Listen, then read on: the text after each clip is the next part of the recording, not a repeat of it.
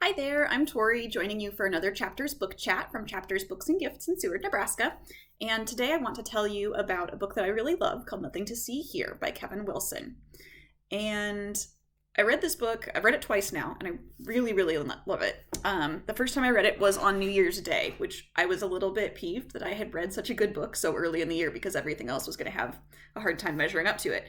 But I just reread it and it stands up. But every time I try to tell someone about it and why they should read it and how much I like it, I end up babbling like a crazy person and they're just staring at me like, what are you going on about? Because the premise of this book is very odd. It's about two kids who spontaneously combust when they get upset. They burst into flames. Which, again, I hear you, like it sounds very bizarre.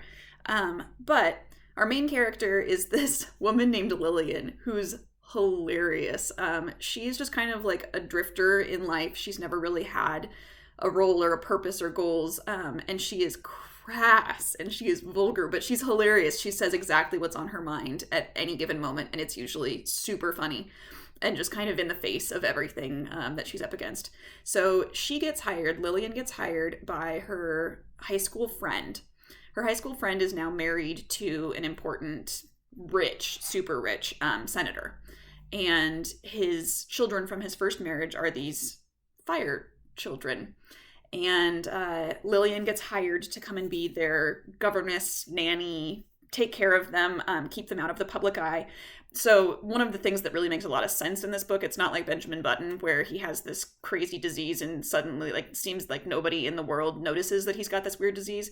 It's explained that because they're such an insanely wealthy and powerful family, they can just shove anything under the rug and keep it super quiet. So that's why these kids, their condition isn't widely known or spoken about. But they're 10 years old in this book, and no one has really helped them their whole lives.